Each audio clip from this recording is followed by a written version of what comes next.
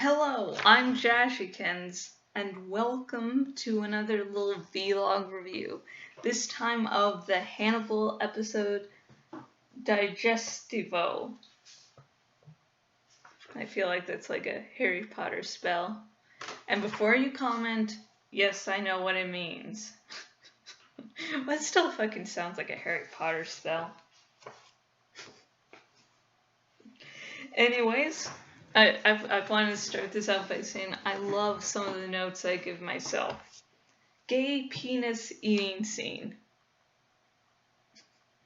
Because there is like no other shorthand way to just talk about the scene. Okay, let's set up the scene.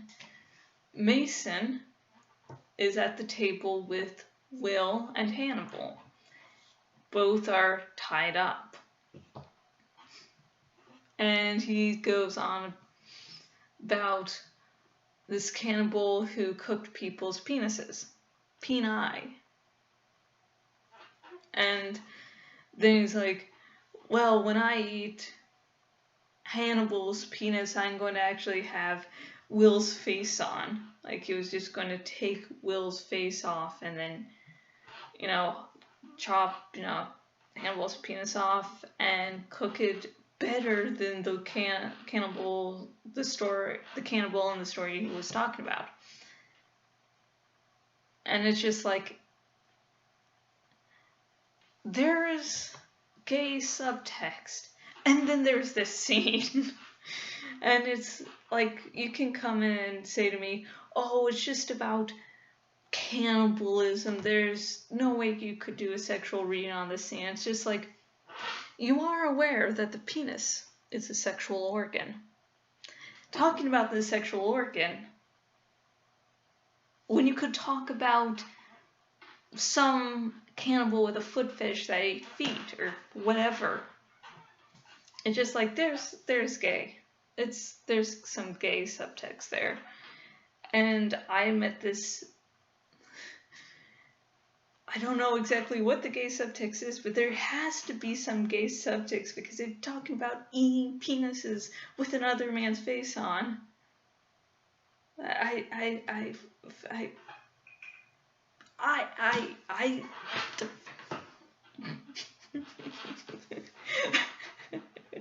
This is what this show has driven me to. But in all honesty, this is my personal reading. I just comment below with all your gay subtext for this scene, which you saw. But here's personally me. I was like, does Mason think that Will and Hannibal are gay for each other? Does he ship it? Because it's like, why else would you put Will's face on to eat a penis? A Hannibal's penis. It's just like, he's a hanagram shipper.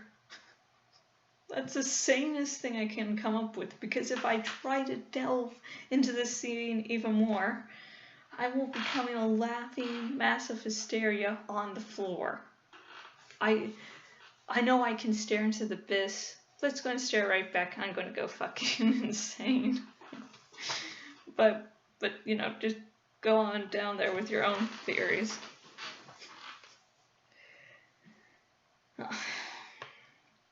Alana and Margot, I think they are nice together. It's just like they're two badass women, that team up and kill a guy. There's something just beautiful in that. But then I never got how did the relationship start? I know this show can be one where there's matters of convenience. I mean, last season, Margot slept with Will not because she was sexually attracted to him, because he had a penis and she needed a baby. That's, so I believe I had a blog post before out, but no, Margot is still lesbian, is still only sexually attracted to women. And so I'm just worried that Alana was doing that out of maybe a matter of convenience. But I really hope not. Maybe she was just in. I think someone on the IMDb message boards pointed out that maybe basically she was just in a really bad situation, and maybe Margot to her was a shining bit of light. I don't know. We never really got a step up to the relationship. Maybe Alana is just taking out her sexual frustrations on Margot. And then they had a common goal, so they stuck with each other. Maybe we will learn more about that next episode, like how they stand, because if they're not really in a relationship anymore, matter of convenience. And before people start harping on me, I know how bisexuality works. Just because she never showed interest in a woman before doesn't mean that it wasn't bi, that she wasn't actually sexually attracted to them. Some bi people never have been, with, say, a man or a woman or whatever, and that doesn't mean they're not bi. It just means that for whatever reasons, nothing ever happened. For one reason or another. So, Alana not actually being seen with a woman or being sexually attracted to a woman before doesn't mean jack shit to me, because it's like, yeah, she didn't meet the right woman for one reason or another, or who knows. It's a whole complicated, it's basically, I think that would actually probably be a topic for another video, but it's basically maybe basically there wasn't the right woman. Long story short, that's a simple version. So, but yeah, I saw people on message board like, oh, she was never seen with a woman before, so how can this only happen? It's like, she just didn't have the right woman to be with in the show before. Ta-da! And Hannibal gave himself up at the end of this episode. And there is so much gay subtext in Hanagram, and Brian Fuller again has stated that for Hanagram, just not the sexual aspect, because it's really an abusive relationship. And yeah, Hannibal was like, oh, my boyfriend broke up with me, I'm just going to give myself up. And yeah, not Hannibal. Will did say, hey, I'm not going to look for you. And Hannibal must be noticed by Will at all times. So it's like, the only way Will notice me is if I turn myself in. I must be noticed. Okay. And I have been Jashikins, owner at jashikins.blogspot.com. My final thoughts on the Hannibal episode Digestivo is, it was fucking disturbing. The surrogate mother being a pig. That was probably, for me, the most fucking disturbing thing in the entire episode. Just like, it was other disturbing things besides that, was just like, okay, I just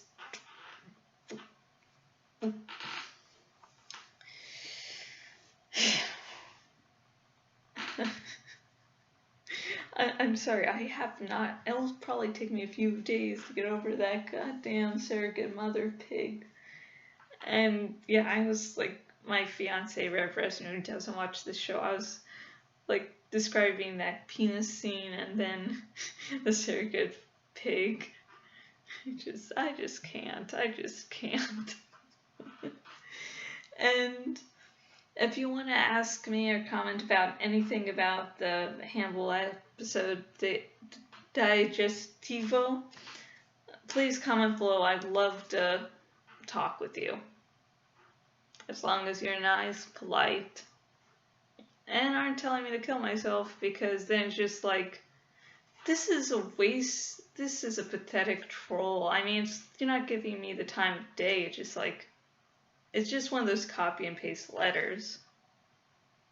It's like, no effort. Trolling for you should be an art form. God damn. And if you go on to my blog, jessicansblogspot.com, you can see wonderful vlogs like these. And now I'm working slowly on my Animorphs reread. I sadly wasn't able to work on it anymore today. I'm going through I'm still on the first the first Megamorphs book, so that's good. And if you go on my blog on Cyber Thingies, where else am on the web, and you can go and say hi. And the dragon has been named by Jockerly77. And if you go to his YouTube channel, he's very informed. He doesn't like to say anything without actually doing research, which is a blessing in this day and age. And if you want to go to his YouTube channel, underneath the dragon is his username, and if you click on that, then ta-da. And if you watch this vlog, if you've watched this vlog and been a fan for, a while, there are ways you could donate, to help. There's a PayPal donation link. There's a link to the Cafe Press Shop, and I now take writing commissions on Fiverr. And so if you want the Hannibal fic where, Will doesn't break up with Hannibal at the end of this episode, or, some backstory for how Alana and Margot got together, you can commission me. I'll be very glad to write it. And if you want to get to my Fiverr account on my blog, you click on the link Writing Shop. And if you're watching this vlog on YouTube, there's a link in the description. And until next vlog, next video, goodbye.